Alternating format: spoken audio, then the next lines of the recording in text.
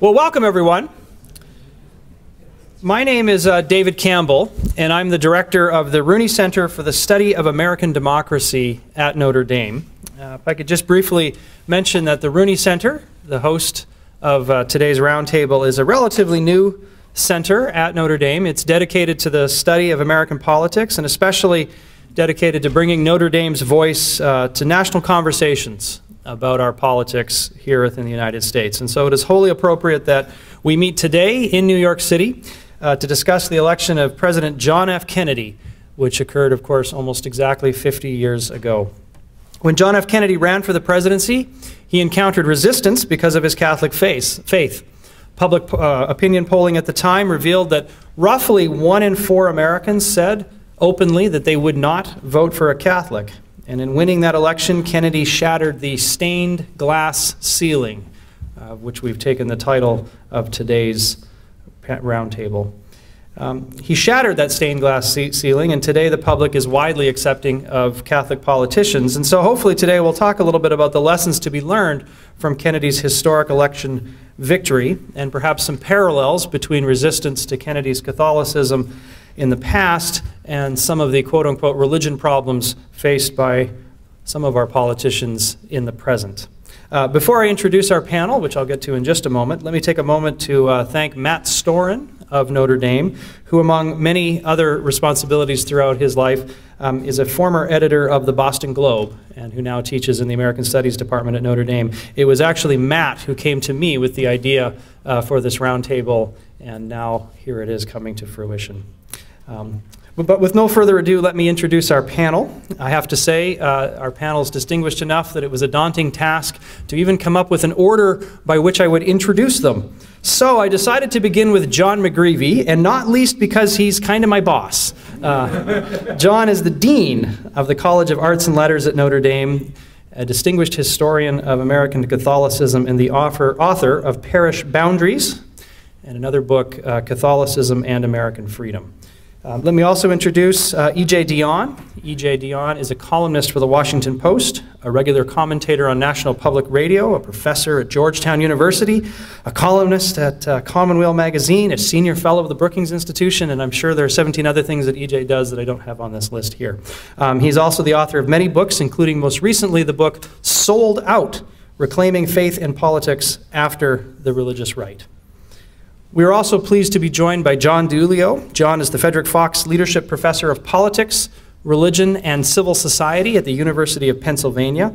John is an increasingly rare breed in that he is a political scientist who actually engages with real-world public policy, and that includes being the first director of the White House Office of Faith-Based and Community Initiatives. And he's also the author, most recently, of a book entitled Godly Republic, a Centrist Blueprint for America's Faith-Based Future. Last but not least, it is my pleasure to introduce Robert, or Bob, Putnam. Bob is the Melkin Professor of Public Policy at Harvard University. He, like the other panelists, is known for many things, including his best-selling book, Bowling Alone, The Collapse and Revival of American Community. He also happens to be the co-author of a new book, American Grace, How Religion Divides and Unites Us. And I happen to know a little bit about this book because, as it turns out, I happen to also be the co-author of that book. The plan for today is to have each panelist speak for roughly 10 minutes to offer their insights and perspective on Kennedy's election. And I've instructed them to go ahead and come up with whatever angle on that topic that interests them.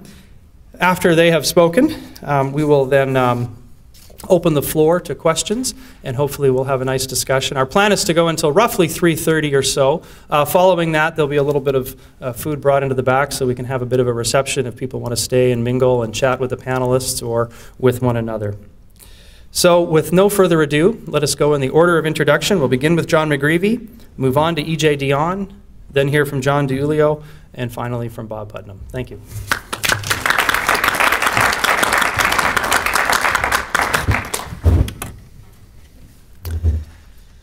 It lasted 11 minutes. The word God was mentioned once, but that's not what's most interesting about John F. Kennedy's speech to the Houston Baptist ministers in 1960. Instead, what's most interesting is the gap between 1960 and now. Kennedy knew in a desperately close presidential race that he needed to sway undecided non-Catholic voters to his side. He knew that his Catholicism might be, as it probably was, the deciding factor in the election. He knew that despite his conviction that Catholicism should not figure in voters' decisions, it would. So he began his speech with the following statement: "I believe in an America where the separation of church and state is absolute, where no Catholic prelate would tell the president how to act, and no Protestant minister would tell his parishioners for whom to vote." The statement was greeted with significant enthusiasm by the mainstream media, there not being much else beside the mainstream in 1960. The religious issue went underground, and Kennedy did indeed win the election. During the rest of his presidency, he only occasionally mentioned his Catholicism. That's 1960. 50 years later, no presidential candidate of either party could say so little about his or her own religion. No presidential candidate of either party would say that the separation of church and state is absolute. Presidents Bush and Obama have been explicit about the role of religion in their own decision-making and how they view politics. One time and perhaps future presidential candidate Mitt Romney has defended his Mormonism in a Kennedy-like speech. A few Catholic bishops have said that pro-choice Catholic politicians, like Senator and presidential candidate John Kerry, should not receive communion, or on the most extreme edge, that no Catholic should ever vote for a pro-choice politician. How did we get here? I'll offer 6 reasons. 1, we've lost the mid-20th century consensus that one's religious identity, one's ethnic background, and one's gender shouldn't matter in the public square. Instead, in both politics and society, we habitually connect the personal, who you are, to the ideological, what you believe. Kennedy had absorbed this consensus not to link the personal and the political, and we can see this in the air of regret that he expresses in the speech that he even has to address this religious issue. His wife, Jackie Kennedy, once said that it was so unfair for her husband to have to answer these questions since he was such a bad Catholic. Second, the lawyers and the historians have been busy at work over the last 50 years. It's now more clear than ever that the very phrase separation of church and state, let alone absolute separation of church and state, is in fact not in the Constitution, as the Tea Party candidate from Delaware clumsily tried to explain recently. Instead, it became part of American political discussion in the 1940s, as judges worried about excessive Catholic influence on politics, and particularly on educational policy, adopted the phrase.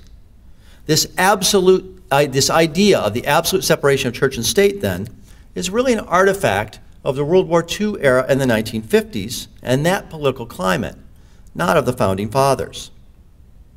3, the Civil Rights Movement. The most important social movement in American history came from churches and was led by a minister, Martin Luther King Jr.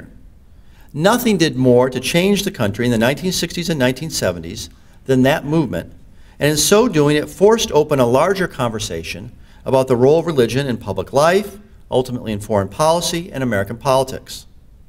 Many Catholics, too, both white and African American, came through this movement to see their role as linking religion and public action.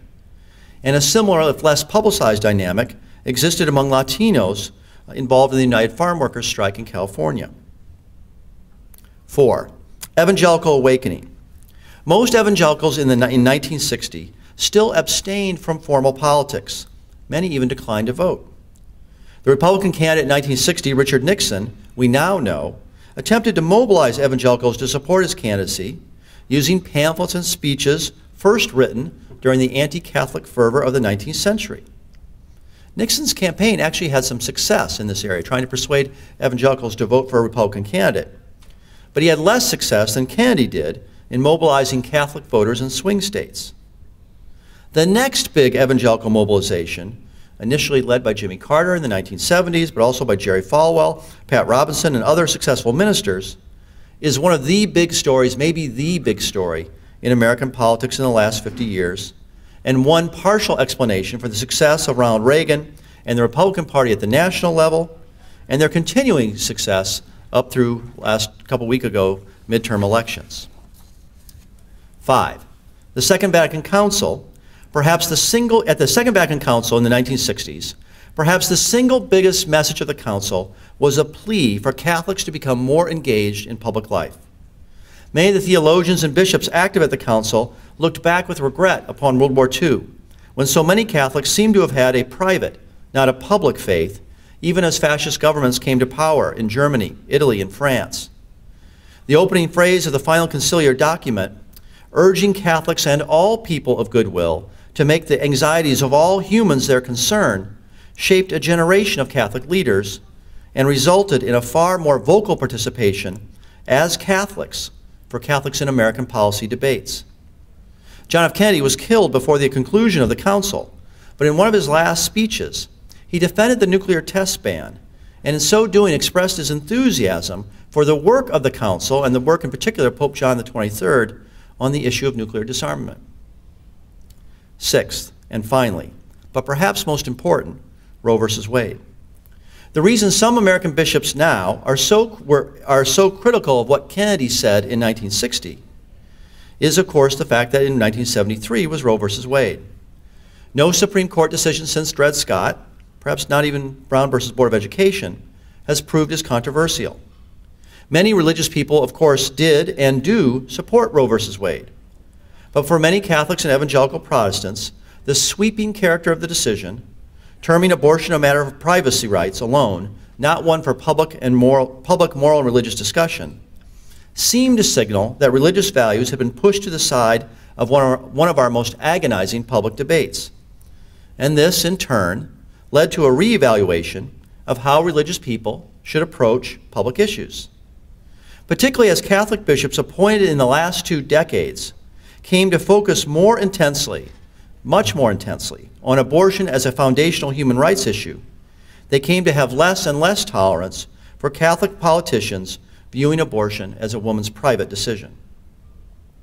Absent any one of these 6, a move to connect the personal and the political, new historical understandings of the separation of church and state, the civil rights movement, the Second Vatican Council, the Evangelical Awakening, and Roe versus Wade, absent any one of these, I think, we would not have had Presidents Obama and Bush both constantly invoking religious values.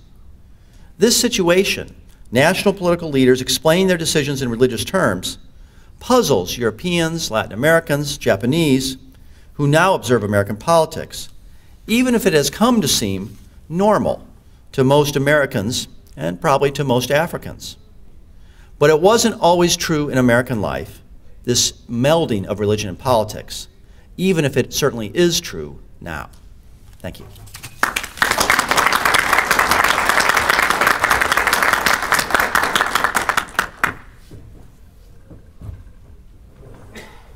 Characteristically, John McGreevy has said everything there is to say, so all of us either have to fall silent or figure out how to say some of those things differently. I am very happy to be here today. I should say that given why people are actually in this hotel this weekend, what we really should be discussing is a wonderful piece that Peggy Steinfels once wrote in Commonweal. It was an imagined papal document requiring every Catholic to root for Notre Dame under the pain of excommunication. And I, of course, I teach at Georgetown, so I would ask for a special dispensation for Georgetown basketball. John Dilulio would insist on a special dispensation for Villanova and St. Joe's basketball. I also have to say I am honored, really, really honored to be on this panel. I admire everyone here. I assign John's wonderful history of American Catholicism to my Georgetown students every year, and if you haven't read it, you are in for a treat. Bob Putnam is a model for all of us who do social sciences, and his new book, widely available with David, American Grace, I said it's Amazing American Grace is the real title of the book. I highly recommend. And John Dilulio is simply one of my favorite people in the world. I like to tell the story that when John was in the Bush White House, I was visiting with him, and we were talking about how he might have to leave. And at the time, he had some health problems, which, thank God, are resolved. But one of the things he was worried about was that he might have an enlarged heart. And I looked at him and I said, you may have just given me the lead of my column about you. John Dilulio had to leave the Bush administration because his heart was too big. But No one, I must say, lives his life in a way that more fills me with Catholic guilt than John Dilulio. I should confess that I come from a place called Fall River, Massachusetts, a town so full of Catholic Democrats that our turnout slogan was, "Vote for the Kennedy of your choice, but vote." And I'd also like to ask if there are any nuns in the audience. I ask that because John F. Kennedy offered a timeless truth. He is said to have said that the bishops would vote for the Republicans and the nuns would vote for the Democrats. And I believe that continues to have quite a bit of relevance. Father Brian Hare, one of the greatest priests in the country, many of you know, said that Kennedy was actually a little more ambivalent. He said the actual quotation was, "I'm sure I'll get the nuns, but the monsignors are in doubt." Kennedy had an ironic detachment about many things, and one of them was his Catholicism. Arthur Schlesinger Jr. tells the story of handing him a speech draft with the comment that, getting back a speech draft from him with a comment that it was perhaps too Catholic. Speaking to both Schlesinger and Ted Sorensen, who recently passed away, an extraordinary man, Kennedy said, "You Unitarians keep on writing these Catholic speeches. I guess I'm the only Protestant around."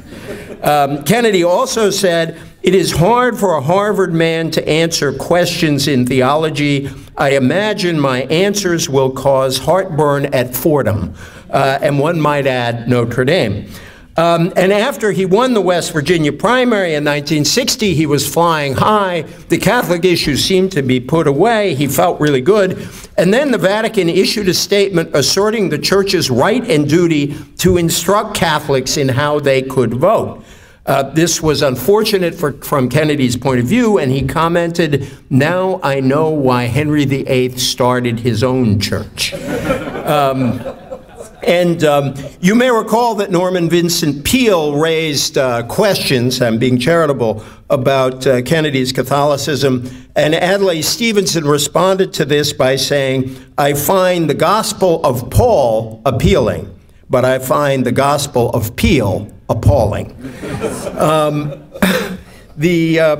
I want to talk a bit about both how this election changed the position of American Catholics and also how changes in our country made John F. Kennedy's election possible. I think one of the great pivot points in our country's history was between 1928, when Al Smith, the first Catholic candidate, ran and lost, and 1932, which created a new era that I think made John F. Kennedy possible.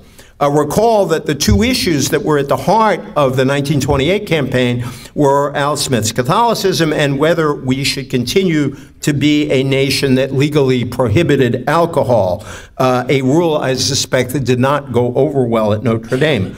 It was a classic culture war election, and that plus prosperity helped elect Herbert Hoover by a landslide. And then a funny thing happened on the way to 1932, actually not such a funny thing, the Great Crash and then the Great Depression. And then suddenly cultural politics, divisions between wets and dries didn't seem so important. A Missouri Democrat wrote a letter to Jim Farley, Roosevelt's political top guy, architect, as President Bush might say, and the letter to Farley said, "I don't know why a dry Democrat would argue with a wet Democrat over liquor when neither of them can afford the price of a drink." And so we began what I see as a rather long secular period in our country's history. I date it from 1932 to 1980, when we had the rise of the moral majority and the reinvention of cultural and religious politics. This was also a time when Catholics really gained greater acceptance in the country because of World War II. I think some people in this room might be old enough to remember all those great war movies. You always had an Irish guy, an Italian guy, a Jewish guy, and maybe a WASP fighting side by side in the war. And of course, Kennedy's role as a veteran himself was very much in keeping with those war movies and the new position, and more accepted position of Catholics. And also think about the key issues in 1960. They were economic. Religious questions, except for Kennedy's Catholicism, played a very minor role in that election. The Roman Catholic Church's teaching was not only very much in line with New Dealism that still shaped our political culture, but in some ways prefigured New Dealism through the Catholic bishop's 1919 letter on social reconstruction. The other big issue in 1960 was anti-communism and our confrontation or competition with the Soviet Union. And here, being a Catholic was a real asset because there simply weren't any people in the country more anti-communist than American Catholics. Catholics, it should be noted, were also very near the height of their influence in the country in numerical terms. According to the American Catholic bishops, and John McGreevy will correct me on this if I'm wrong, the peak of the American Catholic population was reached in 1964. Does that square with your data, John? Yeah, thank you. He's infallible on these questions. As several things came together, John Courtney Murray's teaching about the church, the fact that Catholics were entering the mainstream of American life, but at the same time still maintained a very strong solidarity, still lived in largely Catholic neighborhoods, and were ready to unite behind a Catholic candidate. No Democrat has ever gotten the 78 to 80% of the Catholic vote that Kennedy got. And there was this extraordinary overlap that John referred to with the Second Vatican Council and the papacy of Pope John the 23rd. Just to read you two very shrewd observers of American Catholicism on this. First, Father Andrew Greeley, who wrote, for the first time, this is about Kennedy, for the first time since the death of Charles Carroll, the most important, the most famous, the most powerful American Catholic was not a member of the hierarchy. With a clearly providential coincidence, the theology of the Vatican Council was at the same time describing the Church in terms which would provide a theoretical justification for the American Catholicism of the post-Kennedy era. And then in his often arch way, Gary Wills wrote, the two Johns, John Kennedy and John the 23rd, complemented each other. They were church and state, not at war, but cooperating, able to do so because they recognized the separateness of their spheres and responsibility. Under one John, professors went to Washington and created the new frontier. Under another, enlightened young theologians went to Rome and created Vatican II. Vigor in the White House, updating, aggiornamento in the Vatican. Stuffy officials pushed into swimming pools, Gothic windows long sealed, now thrown open. The liberal era had dawned. Many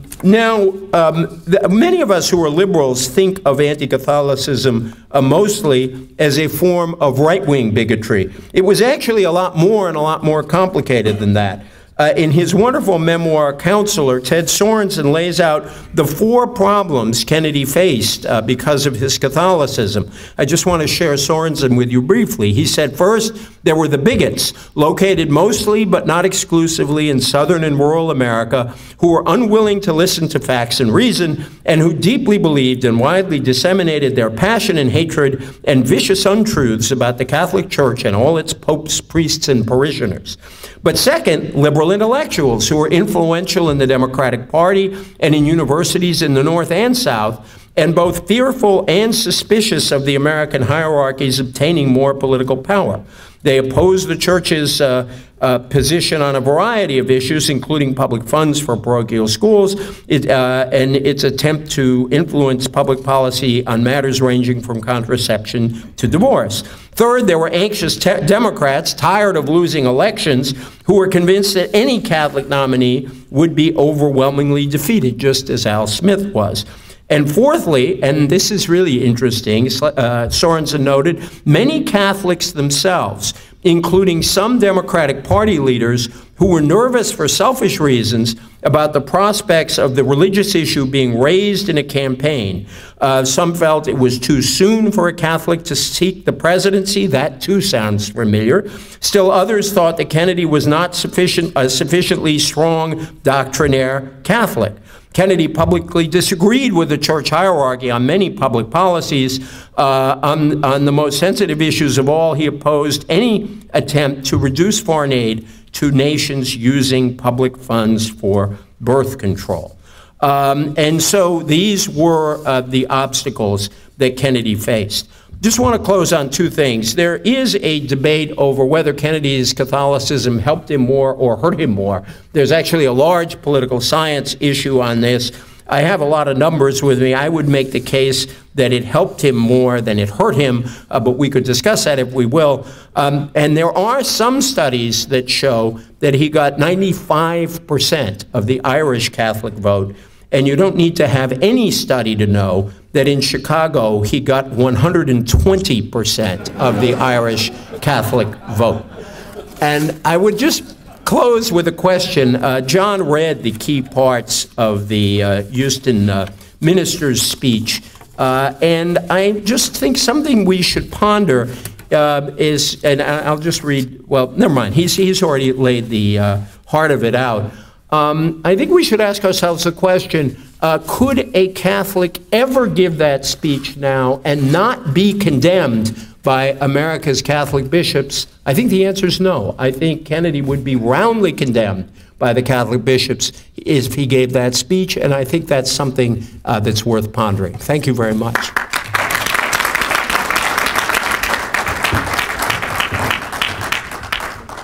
Well, it's wonderful to be here with you all. Dean McGreevy is not just the Dean at Notre Dame, he's the Dean of people who study this stuff, so it's an honor to be with him and be with my good old friend and mentor. I won't give away his age because I'm an old fat guy, so this might imply that he's old as well, Professor Putnam, but from my days as a graduate student at Harvard. And I just want to say, underline what EJ said about this new book. We're not agents, by the way, for Putnam and Kennedy here to sell the book, but Campbell, I'm sorry, to sell the book, but well, I'm often confused. You're often confused with John F. Kennedy, it's a high young Kennedy, young Kennedy. You know, this book is not the kind of social science which is the elaborate demonstration of the obvious by methods that are obscure.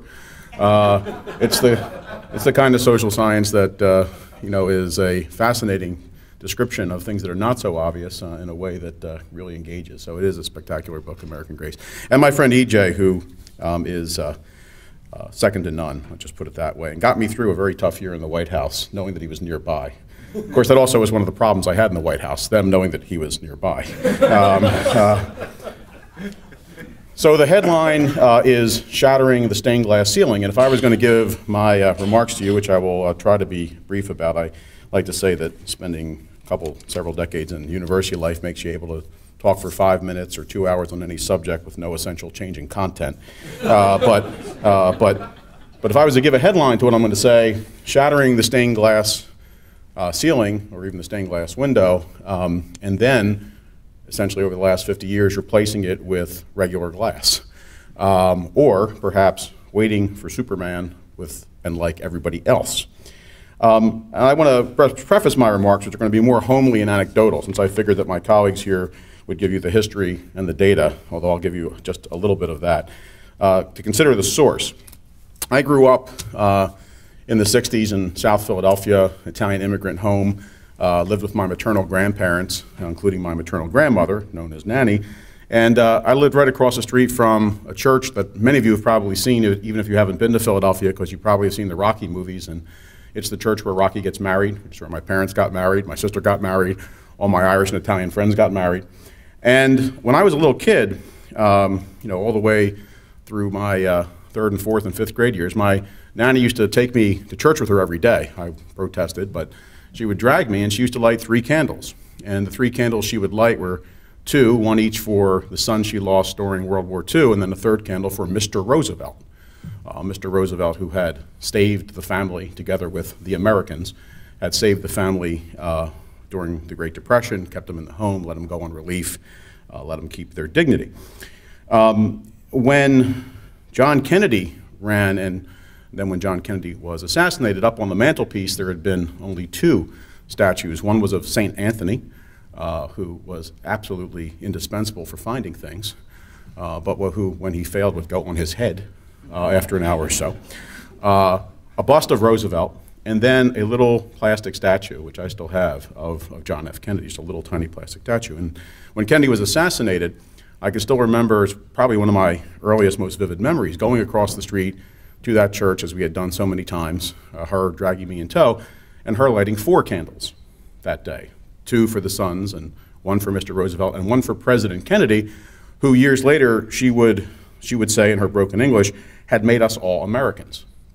And that's kind of a profound thought, to think that what Kennedy's election did, not only for Catholics generally, or Irish Catholics, but really for all Catholics in America, was give them, especially those immigrant population that was still very much with us in 1960, the sense that they had somehow finally become accepted, become a part of the American mainstream.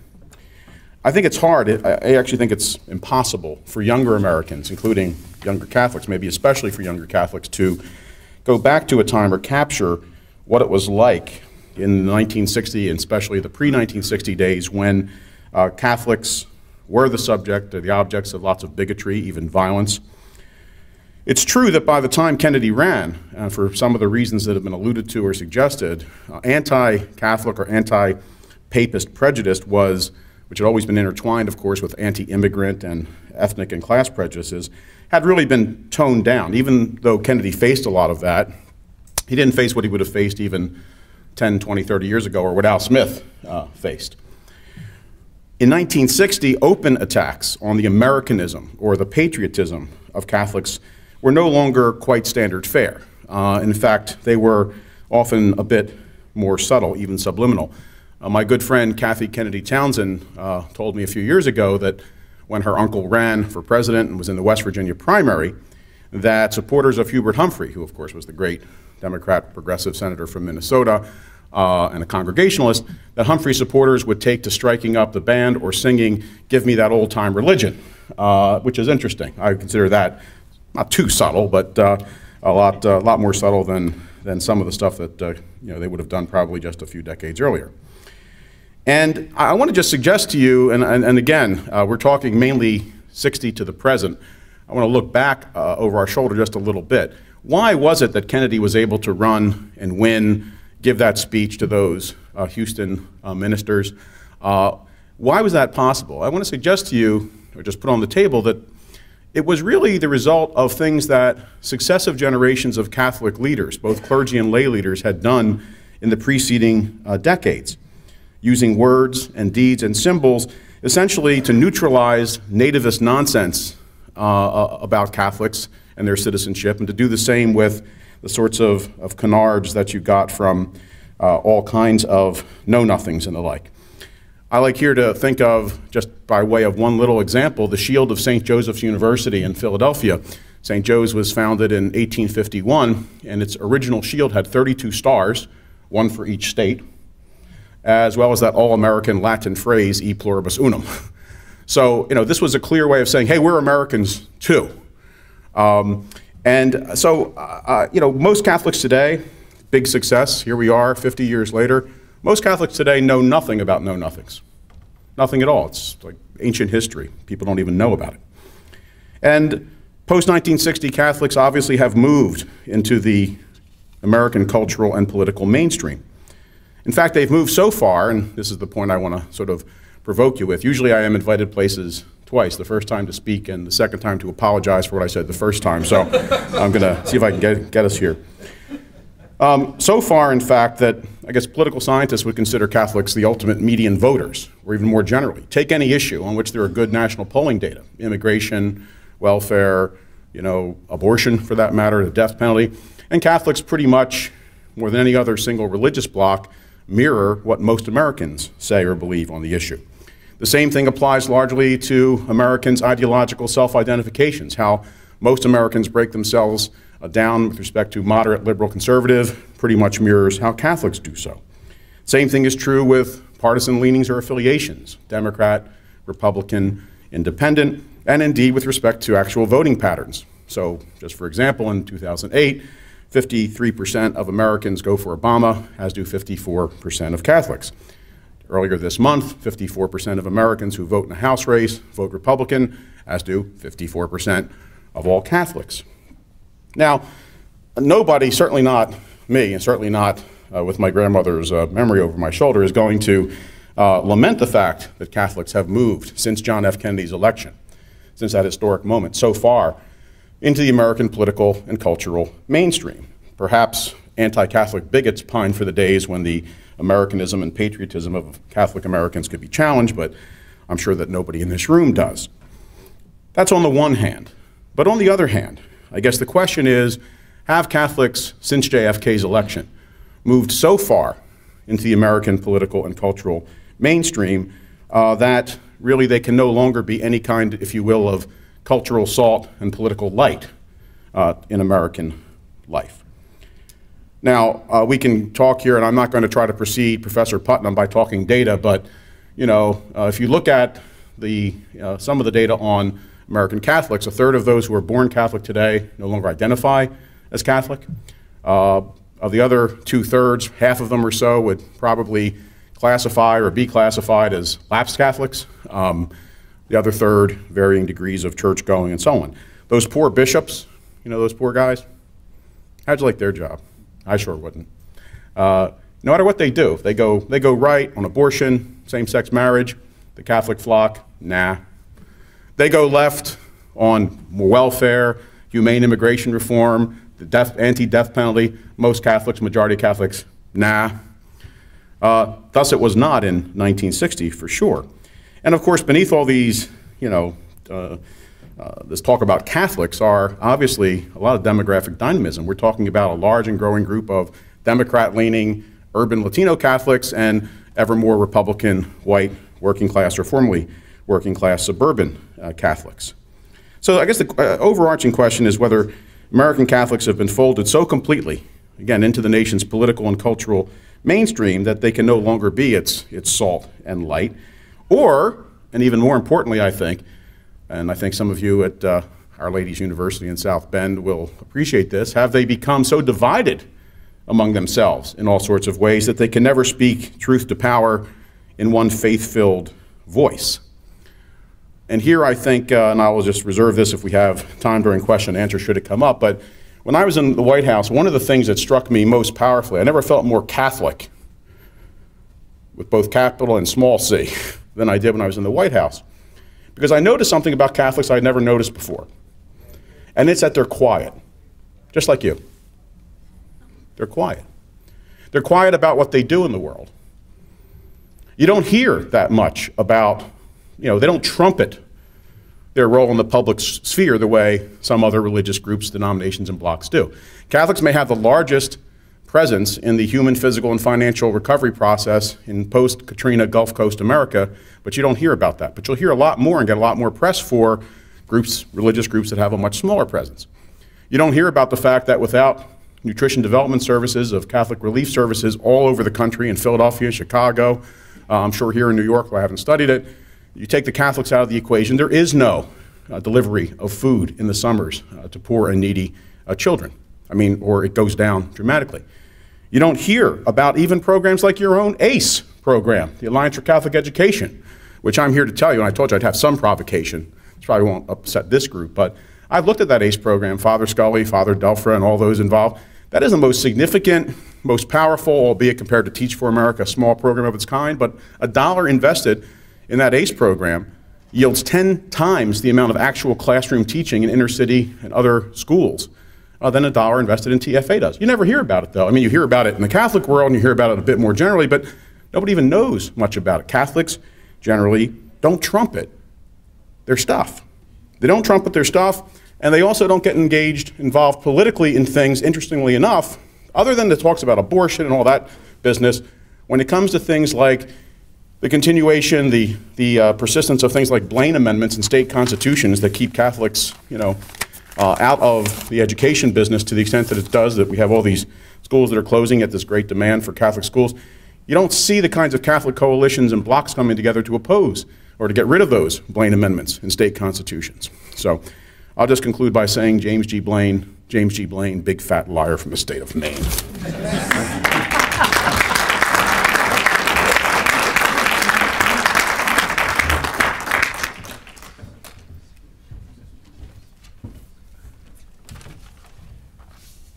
this is a great honor for me to be a part of this. I feel like I've kind of stumbled into the Yankees' fearsome foursome of 1927. These are really powerful intellects that have preceded me, and they've left me with little to say. I'm going to talk about, I'm not Catholic. I may be the only non-Catholic actually on who's spoken today. And I'm going to talk. Would you like to be? Make me an offer. I'm sorry. Make me an offer, John. You said it's fluid, so I wouldn't. What I'd like to do is to try to widen the lens. I'm a photographer, and so we've been looking very closely at the 1960 election and then widening out a little bit to see what it meant in terms of American Catholicism and its role in the public sphere. I'd like to kind of widen to the whole of the 20th century and to see the 1960 as an important moment in a much larger process of how Catholics became incorporated in the body politic and in the broader American society. At the outset of these remarks, Dave Campbell mentioned that roughly 25% of Americans, actually it was 29% of Americans in 1960 said that they would not vote for a Catholic for president, even if that person were otherwise qualified to be president. And it's interesting that that figure, the fraction of Americans who said they would not vote for a Catholic for president, dropped in the ensuing year. 12 months later, the same question was asked after John Kennedy was elected, and at that point, only 18% of Americans said that they would not vote for a Catholic for president. So it's a sharp change if you look at that series of numbers across the 20th century. That's an important, you can't miss what happened in 1960 as the reality of a Catholic president and the popularity of a Catholic president had a big effect in that measure, at least, of anti-Catholic sentiment. But if you look at the rest of that time series, you'll see that actually it was, although that was an important moment, 1960 was an important moment, it was only a moment in a larger trend. In 1940, that fraction had been 38%. So this is a fraction of people who say they would not vote for a qualified Catholic for president, 38%. So the difference between 1940 and 1960 drops from 38% to 29%. That is, in effect, a measure of the effect of the World War II foxhole movies that somebody here mentioned. That is that World War II did have an effect of making all Americans feel more connected, actually. And that included more Americans, more non-Catholic Americans accepting that Catholics were a legitimate part of the body politic. But then the trend continued. After 1961, there was remember, 1961, this is after the Kennedy bounce, so to speak, in Catholic popularity. That same measure continued to decline, that measure of opposition to Catholic as president, and by now it's less than 5% of Americans. You might say, well, isn't that remarkable? Even now, still something like 4 or 5% of Americans say they would not vote for a qualified Catholic for president. But if you know the whole history of Americans' attitudes toward Catholicism, that is, of non-Catholic Americans' attitudes toward Catholicism, what you see is the events of 1960 were a moment, an interesting moment, in a continuous process over the 20th century of Catholic integration into American society. That's the slightly larger picture that I want to look at just briefly here. And of course, if we were talking about that whole sweep of the integration of Catholics into American society, into mainstream American society, we'd have to start with the anti-Catholic riots of the late 19th century. And there was obviously a really vicious kind of anti-Catholic prejudice of the know-nothings and the other parts of our history, our national history, I mean. And in the early part of the 20th century, one measure that I'm going to use, I am a data guy, and so one measure I want to use just in trying to convey the degree of integration of Catholics into the rest of society is a measure of interfaith marriage, that is the degree to which Catholics marry non-Catholics, or conversely, non-Catholics marry Catholics. And at the beginning of the 20th century, the rate of intermarriage across all faiths in America, not just the Catholic Protestant line, but among all faiths in America, was about 10% of all marriages were interfaith marriages. That's almost exactly the same number as in Northern Ireland today. That is to say, one way to put it is, America was at the beginning of the 20th century about as segregated in our personal lives as Northern Ireland is today.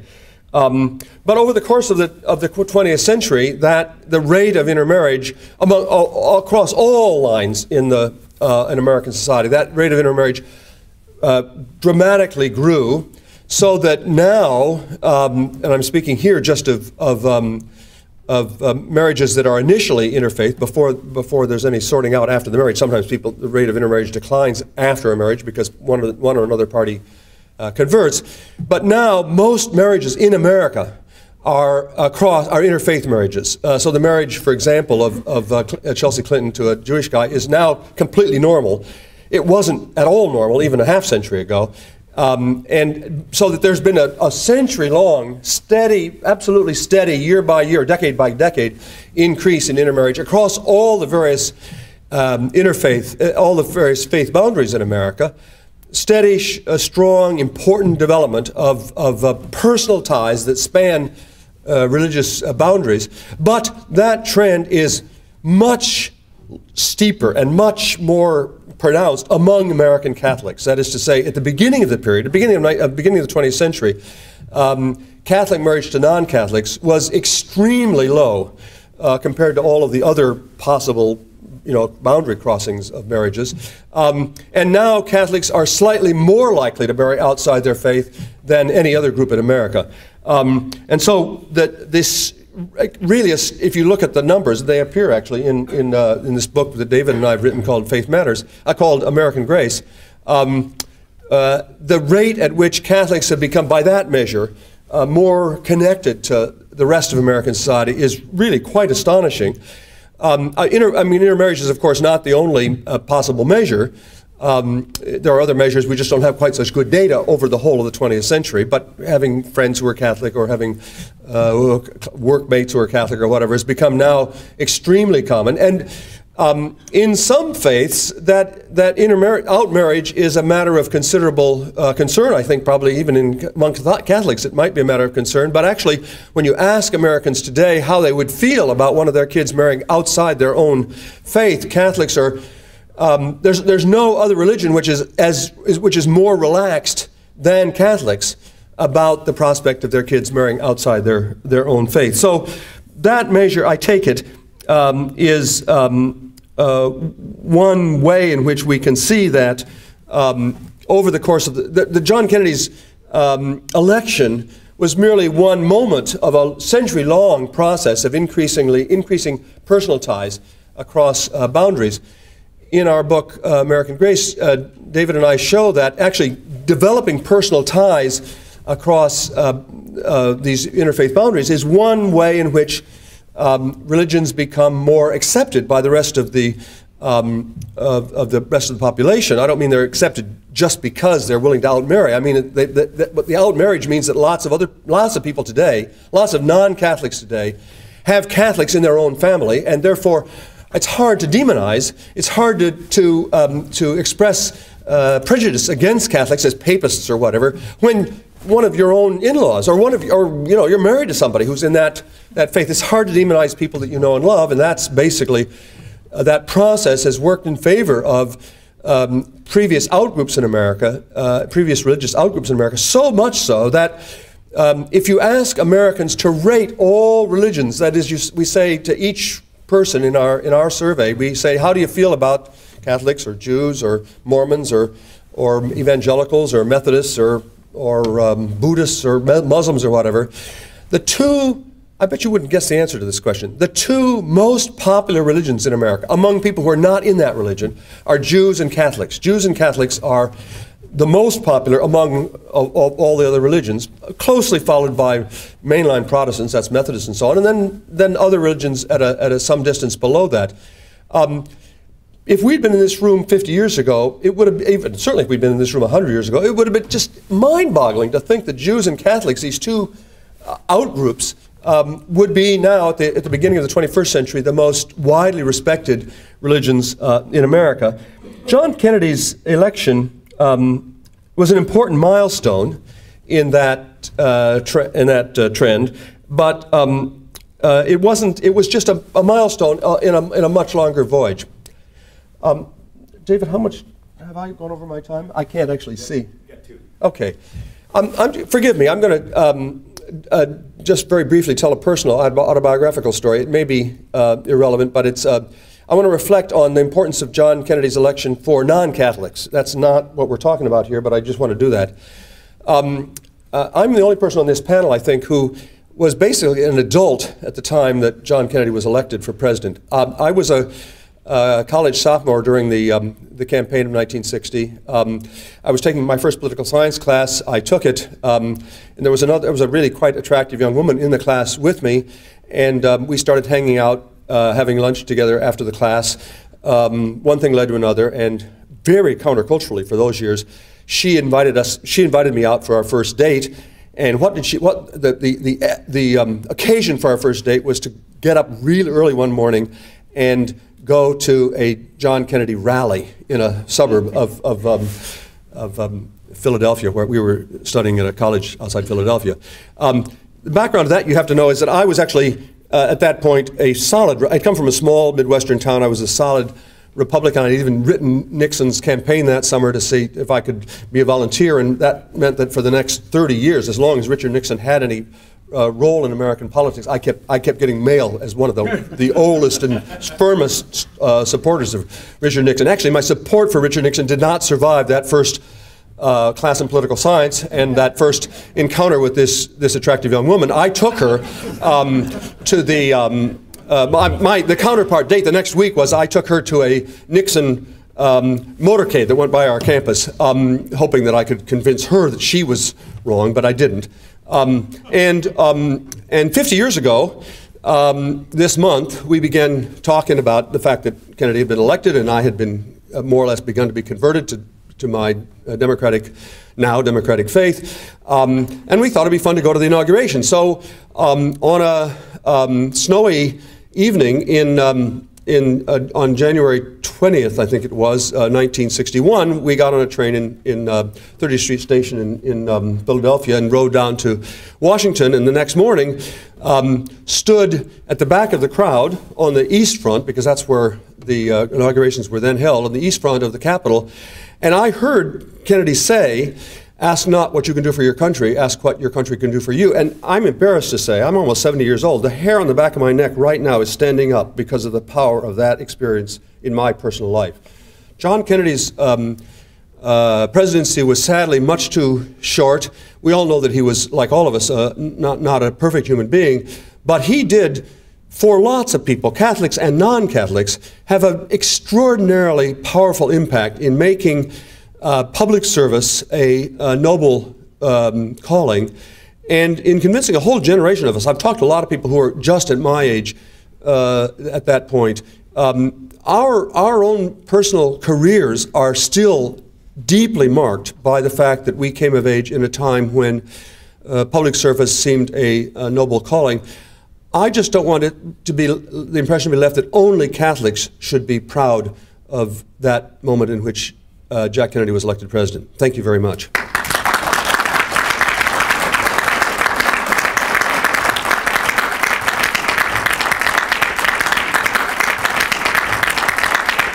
Well, let me thank all of our panelists for their comments.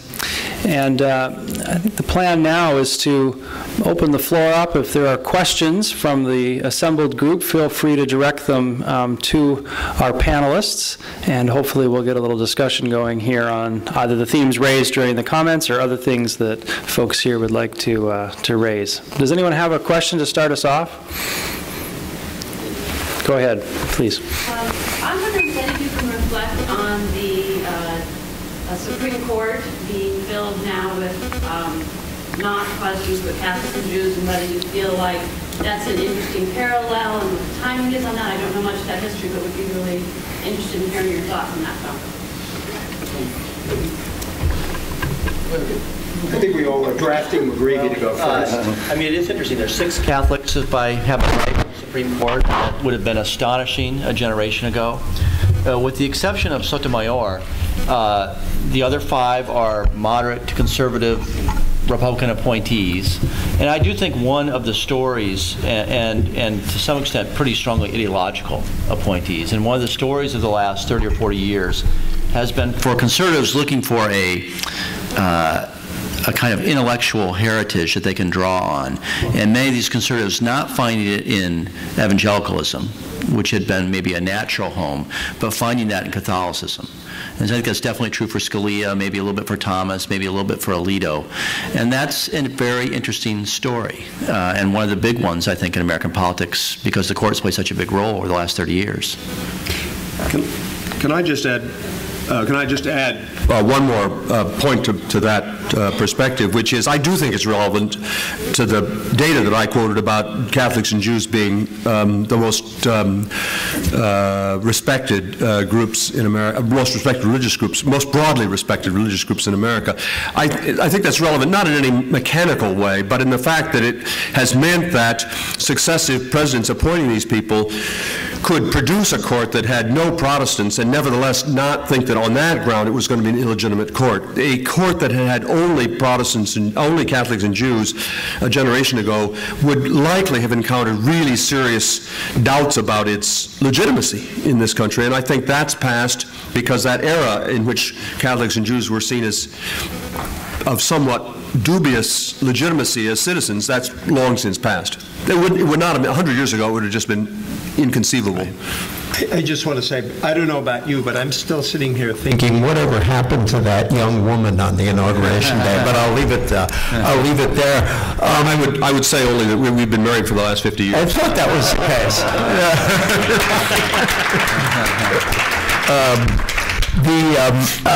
What John said, I think, is very important. That and a number. There was a very good piece by an evangelical on how Catholic social thought, certain Catholic conservatism, had provided a kind of basis for the way in which conservatives generally think about the way the court works, the way the law works. And I think it's a fascinating thing that there are many liberals I have heard. I have a friend who teaches at Wake Forest Divinity School, who's a Southern Baptist, who said and she's on the more liberal side, and she said the most exciting thing, one of the most exciting classes she teaches is to teach these mostly Protestant kids about Catholic social thought.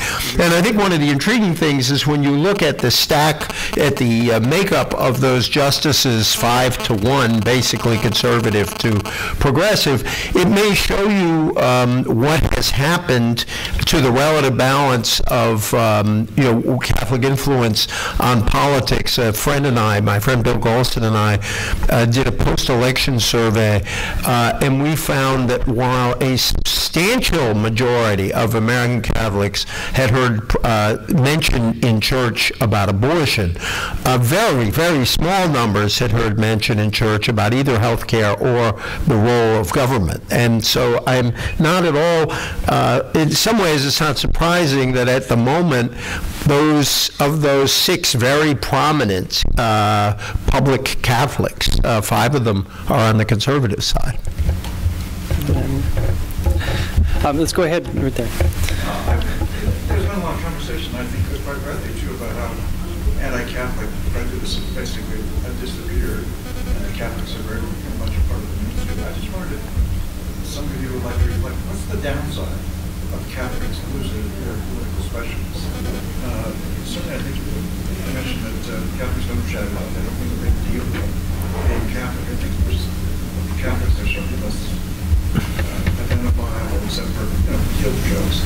I would say evangelicals and Jews. And I just wondered what's the negative aspect of being so much culture? Well, is everyone able to hear the question? No.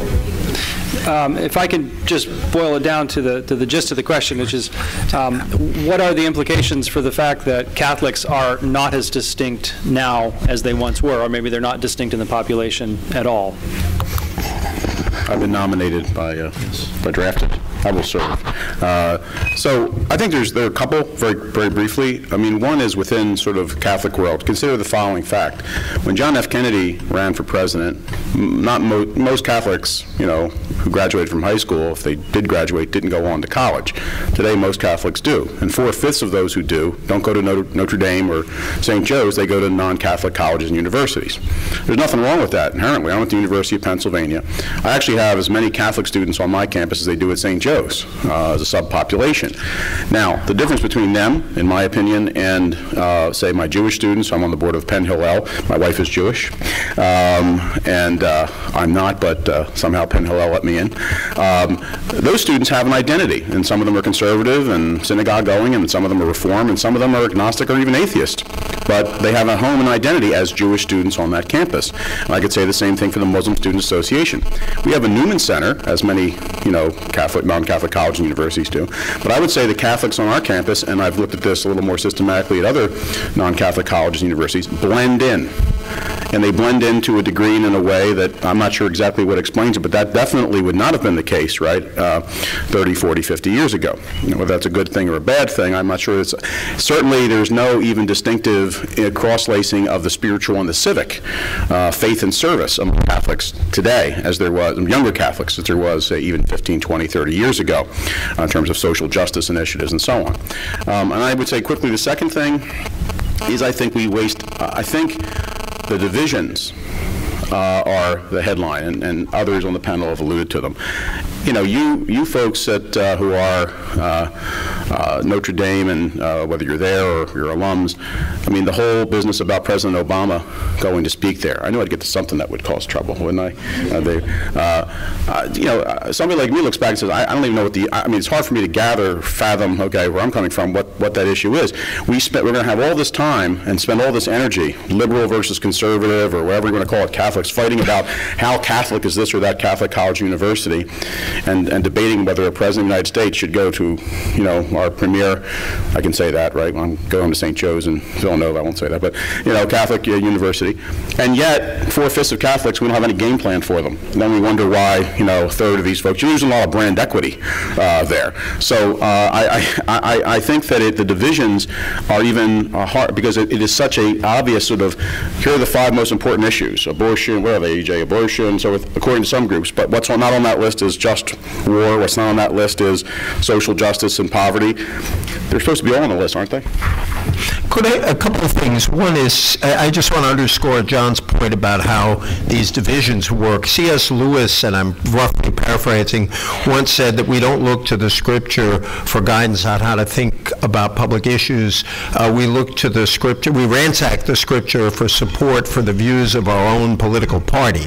And I think that's true of an awful lot of Catholics, and I think for all of us, and I include liberal Catholics no less than conservative Catholics, it's a cause for sort of taking a step back and thinking where are our priorities really. The second point is, and David, correct me on this if I'm wrong, ex-Catholics, if they form themselves as a separate church, would be either the 3rd or 4th largest church in the United States of America. Is it 3 or 4? It's 3. So they, just ex-Catholics would be the 3rd, and that's just fascinating all by itself. I do think that a lot that we ascribe to doctrinal change or Vatican II or the end of the Latin Mass, where we sort of talk about the end of Catholic particularism, actually has nothing to do with doctrine and a lot to do with sociology. I mean, we used to live together and sometimes partly because mores confined groups to particular neighborhoods, just on the Catholics and Jews being the most popular. My wife grew up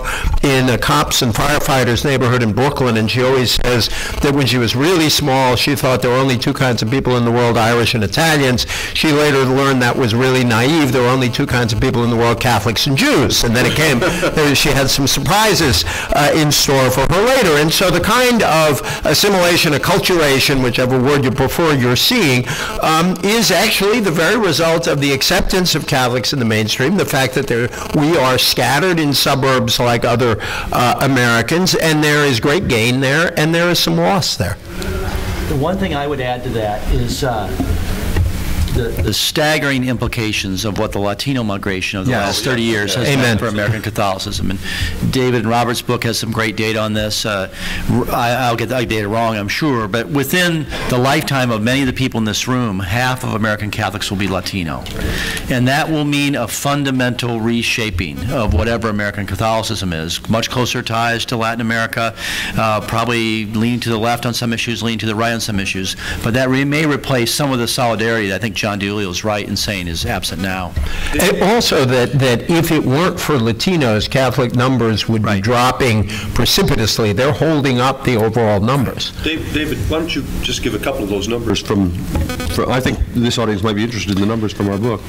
One of the more remarkable statistics that I find particularly Catholic audiences are interested in hearing is that if you were to take a snapshot of people or Catholics under 30 who were at Mass just last week on Sunday, 60% of them were Latino. So among Catholics under 30, a majority, clearly a majority, who are active and participating in the faith are Latino. I mean, to me, I think that actually underscores, probably more than any other factoid, the change that John McGreevy just mentioned that's coming in the Catholic Church. And when you multiply that with the fact that these are folks who are actually more likely to stay in the faith, they're actually a little less likely to intermarry, all of that means that they're going to, it appears that they're going to stick with the faith and therefore move like the mouse through the python. There's the bulge that's going to continue moving forward.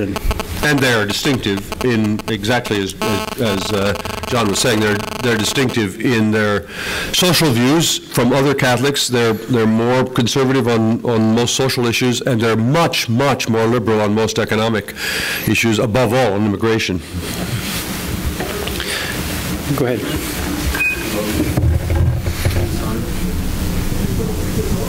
Hello? Yep. Yes, now it's on. You brought up the abortion issue, and you gave me courage to get up and raise what I think is a kind of a later part of the, at the end of the 50 years, kind of an issue. And I was at a meeting in Boston with the Cardinal Archbishop of Boston, who was lamenting the fact that we were not raising up more Republican candidates in Boston, and focusing very much on the abortion issue with President Bush and kind of ignoring the capital punishment issues. And at the end of which the bishop's secretary suggested that it might be a mortal sin for me to vote Democrat. And so I'm wondering if it's appropriate for this conversation to talk a little bit about the focus of the hierarchy on abortion, separate from a lot of some of the other issues, and how you see that fits into the theme of today. As has been said, right, 1960, there is no Roe v. Wade. It's a non-issue, right? Doesn't exist. When Roe v. Wade happens, what has happened over the past 30, 40 years is an ecumenism of the trenches between more conservative Catholics, including obviously, on these issues, our bishops, and many or most more conservative evangelical Christian leaders. So you get this extraordinary coming together of groups which, still have some fairly profound theological issues to divide them, coming together mainly on the issue of abortion, and then over the last decade or so, coming together on things like same-sex marriage. And those two issues become almost an exclusive focus, because those are two issues on which they can agree. They're not going to agree on, the 1996 welfare reform bill, where, the church basically said, be careful, maybe even don't do this, take care of the poor. They're not going to agree on immigration issues. So you do have, there's no question that the difficulty or problem, I'll just say, is, in John F. Kennedy's time and in the decade or so that followed, you could be pro-life and pro-poor and so forth, and it was all the piece. Today, as you suggest, politically, it's very, very common to have this perception that, you know, there is a Catholic position on these issues. Now, the bishops did come out with I thought, an enlightened letter regarding citizenship and so forth some years ago, which apparently some have now wished they didn't sign on, and so forth. But I don't know, I defer to EJ and Bob and John here. I think there's no question that that issue has sucked, and I think it's important. I'm a pro-life Democrat. We have if there were still phone booths, we'd have our annual convention in a phone booth. But you know, my great political hero is the late, great Governor Bob Casey of Pennsylvania. But, you know, pro-life, pro-poor seems to me to be of a piece. There's just not a lot of Catholics out there, you know, that feel exactly that way. I think the church is vastly reducing its influence and really kind of pushing aside an extraordinary tradition of social teaching by focusing more and more narrowly on abortion and, as John suggests, not linking abortion to other questions, because I think its witness on abortion would be more, not less, persuasive if it were linked more, as Cardinal Bernardin did back in the 80s, to a larger commitment to the vulnerable. You know, that Mrs. Thatcher once said of some of her enemies, he would say that, wouldn't he? Yeah, I'm one of those who would say that, wouldn't I? But I think it's true, and I think it's an unfortunate development in the church. Think back to the mid-'80s when the bishops really created an enormous debate in the country around the economy, around nuclear war, and there was real dissent and debate inside the church. There were conservative Catholics who criticized what the bishops said about the economy and nuclear war. No one proposed to throw them out. It was a very vigorous debate among Catholics, and now we seem to be sort of turning into, I worry, more like a sect. And I want to turn to either Bob or David, because there's evidence, I think in our own lives from young people we know, but certainly in their data, that an awful lot of young people who, if they see American Catholicism as becoming the effective ally of the right wing in our country, aren't going to stay in the church and aren't going to hear what the church has to say about issues like abortion. Could you share your findings, Bob, if I could, on, it's not just Catholics, it's on young people and religion generally? I was going to say something about that. It's true there's been a very sharp rise nationwide in the number of young people who say they have no religious affiliation at all. This is not just a Catholic question. It's a question about if you ask people, what religion are you? Catholic, Protestant, Methodist, Jewish or Buddhist or whatever. Historically, about 5% of Americans said, I'm actually none of those. I'm not religious.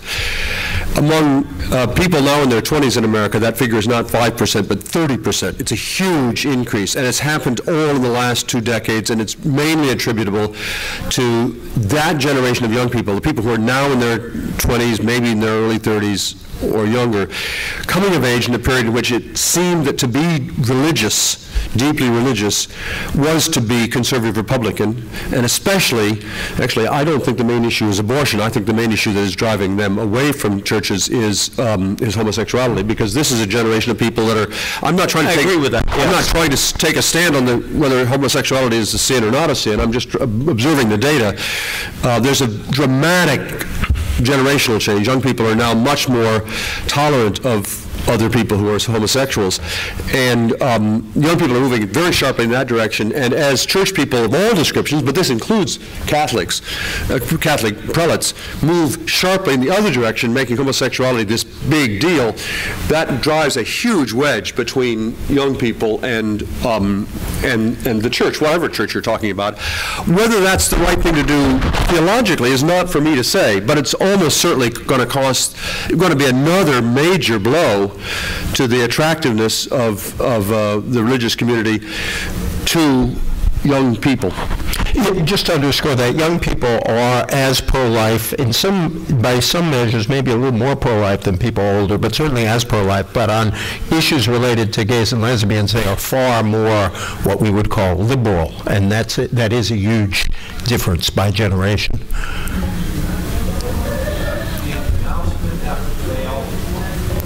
Kennedy to succeed? Did Al Smith have to fail so that Kennedy could succeed? You're their guy. Well, as I understand what people who study this say is Al Smith was going to fail, not simply because he was Catholic, but also because he was a Democrat running in an era of prosperity against we forget, Herbert Hoover was a very popular Republican, right, and Al Smith was associated with the then popular issue of prohibition. That is, prohibition itself was popular generally through the country, and Smith was opposed to prohibition. So he was going to lose. I actually think the pivotal moment, if he had won, I guess it's hard to say how that would have turned out, but I think the pivotal moment really is in the mid-1930s when the perceived and real success of Roosevelt addressing the crisis of the Depression solidifies in a deep and profound way the allegiance of so many Euro-American Catholics to the Democratic Party. That's the key moment. That's the moment when African Americans switch. Remember, most African Americans vote for Republicans up through 1932, and then there's a huge switch in 1936 where African Americans vote for the Democratic candidate, and they've been Democrats ever since. Some of the same thing is happening with Catholics. So regardless of whether or not Smith won or lost, oddly enough, it was Roosevelt and the identification of Catholics with Roosevelt that solidified that alliance between the Democratic Party and Catholics. And think of it, if Al Smith had won in 1928 and presided over the onset of the Great Depression, every anti-Catholic in the country would have said, see, I told you what happens when we elect a Catholic as president.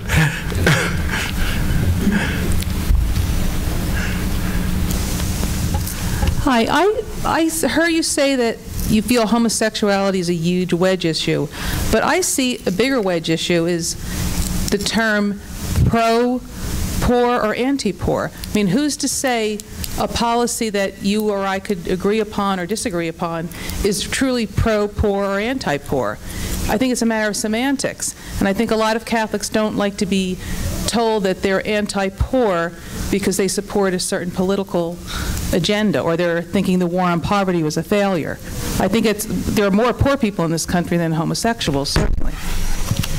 Well, I don't know. It may be semantics, but we got to use words, and you got to use descriptors. And whether you say pro-life, pro-family, pro-poor, or pro-free enterprise, and imply that the other side is anti, the fact of the matter is, Catholics generally, you could be, let me put it this way, if you are in this 50 years from John F. Kennedy looking at the data on what Catholics think and how they behave and how they characterize themselves, and you're looking at any major metropolitan area, okay, I'll take my own hometown of Philadelphia, for example, and a report comes out the other day, the 2010 report reporting 2009 data, for example, on, just to take one issue, the number of children in America who are severely food deprived, as the U.S. Department of Agriculture calls them, high food insecurity homes.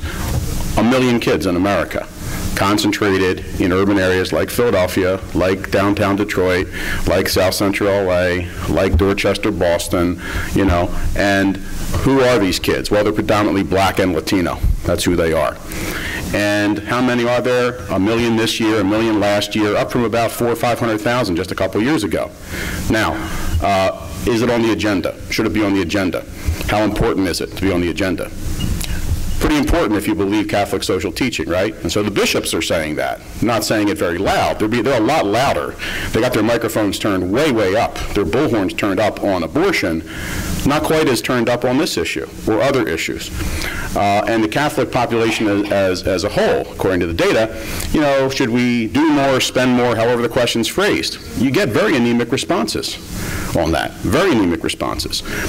So I think that there is I think that it's interesting that with respect to this blending in phenomenon, or the flip side, lack of solidarity phenomenon, Catholics has divided among themselves on issues where, at least if there is such a thing as Catholic doctrine or Catholic social teaching, that is, we could say, okay, this is what it is or what it isn't. We're clearly, as a people, as a community of faith, not quite following those precepts. So that's just my opinion. I'm sticking to it. I agree with John. I think my view is the Catholic Church's job is to make all of us feel guilty about something in politics, and I think that the church is doing its job when it makes liberals think more about life issues, about the centrality of intact families, to the social structure, which I would personally separate from the whole issue of homosexuality. And it ought to make conservatives feel guilty about whether they care about the poor. Now, for put the poor at the center of their thinking about economics. So the church used to talk about a preferential option for the poor. Now, there was a legitimate division among Catholics, as among everybody else, about the exact role of government in what government should do to lift up the poor, although the Catholic tradition has never been anti-government in this area, has always seen a substantial role for what Europeans call, without prejudice, a welfare state. But we can have arguments about that, but I think that when we don't even have the arguments about what the right way to help the poor is, when that is not a standard part of what you hear in church Sunday after Sunday, we forget about that part of, that central part of the faith that says we have to be concerned about the least among us, and we don't even argue about the best ways to lift up the poor. And so I think, yes, we can have legitimate differences, but I just don't think we're focusing on it enough. Go here, and then Dan, immediately after that, let's come over to this side too. So go ahead, Mike. Okay, just very quickly, in reflecting on this last exchange, I'm wondering whether you think it's possible then to have a consistently distinctive Catholic viewpoint on the American political spectrum.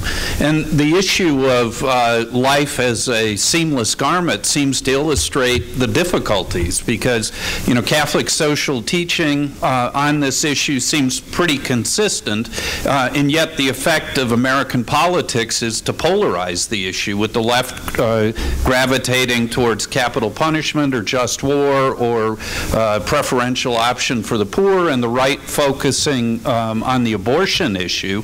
And you could see how that would be the case for, you know, a lot of other elements of Catholic social thought, with the net effect of the distinctively Catholic position not prevailing because it's eroded and fragmented. So if not that, if not the seamless garment approach to life, then what is the viable Catholic perspective or political viewpoint in the future? Let's let John get himself into trouble now. Well, I just think that's the story for Catholics in American politics over the last 40 years, is the modest successes and much bigger failures of trying to link those two things. And I don't see, 2 years ago, it was striking how many pro-life Democrats, beside John Dilulio, actually won elections. There was a big increase in the number of those pro-life Democrats. A number of them were lost just a couple weeks ago in November. I think until you have a strong pro-life caucus within the Democratic Party and a strong, more social justice-oriented, less focused on economic growth, less libertarian, less suspicious of the government caucus in the Republican Party, you don't really have an opportunity to have that bridge. And right now, it does not seem a very propitious moment for it. Could I just say, there have always been a lot of pro-life Democrats in the House. You've always had numbers like 50 of the 200 and whatever Democrats were pro-life. And in fact, I think one of the truly destructive things that happened in the healthcare debate is that these pro-life Democrats really got language in this law that I believe, and the Catholic Health Association believes, forbade the funding of abortion in the new health care law. The bishops disagreed through reasoning, which I won't belabor you with, but I came to believe, after spending a lot of time trying to understand it, was wrong. What you had in the last election is a lot of some parts of the pro-life movement targeting these pro-life Democrats and driving them out. And a lot of them lost. Now, a lot of them would have lost anyway because they were Democrats on the ballot in a bad year for Democrats, but there were specific attacks on them from some in the pro-life movement, and I think that it's a case of the pro-life movement decimating its own side in the Democratic Party. I think we have time for one more question, so why don't we go with this gentleman here. But don't worry, you'll have other opportunities to chat. We're going to have little reception afterwards. Go ahead. Thank you. One of the most visible ways of Catholic support for the poor is in education, as we've talked about in grammar schools and obviously Notre Dame. And yet, Mr. Dilulio, one of the great programs in education has been the voucher program in Washington, D.C., which has been raised scores of students significantly, and which was endorsed by the superintendent, and yet the administration just recently terminated that program. And I'm wondering, is that a issue where a secular pro-union force won out over a Catholic religious force? Well, I think it's a disgrace myself, but let's be, since in the spirit of bringing this to a close and having others comment, let's be honest. The reason these Catholic, the reason, so the voucher fight and so forth is one that I'm happy to have. And I mentioned the Blaine amendments, and so we don't have the solidarity. We have a community 50 years after JFK that is many parts of it, especially my part of it, you know, the formerly white working class urban that have, you know, made it and moved to the suburbs, that enjoys the pageantry of being Catholic, right? Doesn't want to actually take on the precepts and live them all out in the seamless, you know, in the seamless way you're talking about, preferential option for the poor, the whole thing. The reason we have these problems, in part, is, and Notre Dame is an exception to this, how well have Catholic colleges and universities done over the past 25, 30 years? Pretty damn good. Everybody has a professional development operation, and I'm glad of it. They've grown by leaps and bounds, and they open and they expand in the shadow of Catholic elementary schools that serve predominantly minority populations that have to close their doors. So we have an implosion of Catholic elementary education at the time when it would be there as mission territory to serve the poor, when you have Catholic colleges and universities. There's an intramural discussion. So nobody's going to go forward and take people seriously, you know, well, we should have greater government support, or, you know, the charterization is killing what's left of Catholic schools, when Catholics don't walk the talk themselves as a community. And so, but I'm preaching now, EJ, so I'll stop. Well, then I'll pick up. Can I make one last point, which is unrelated to what John said? I just want to read one other passage from Kennedy's Euston speech. He said, "For a while this year, it may be a Catholic against whom the finger of suspicion is pointed. In other years, it has been, and may someday be again, a Jew, or a Quaker, or a Unitarian, or a Baptist. It was Virginia's harassment of Baptist preachers, for example, that helped lead to Jefferson's statute of religious freedom. Today I may be the victim, but tomorrow it may be you, until the whole fabric of our harmonious society is ripped at a time of great national peril." And I just want to put one other thought on the table, which is there is right now a lot of hostility to Muslims, and I think that it's worth thinking about the comparison of our position in American history as a group that was looked at with suspicion because people thought we didn't believe in democracy. They thought we were under control of a foreign power, which is how the Vatican was viewed. And yet here you have middle class, upwardly mobile, patriotic American Muslims who live in suburbs who potentially come under suspicion. I think that I would love to see us sort of study this. I think the Muslims actually have something to learn from the American Catholic. American Muslims have something to learn from the American Catholic experience. And I think that whenever we see this sort of religious prejudice, we ought to remember that at one point the finger of suspicion pointed at us. Well, folks, the hazard of being a moderator of a panel like this is that I have to be the bad cop and bring it to a close, but I did promise that we'd end at 3:30-ish, so I'm afraid I have to bring it to a close. But I just want to, in closing, reveal something that you probably did not know, and that is you are all part of a grand experiment.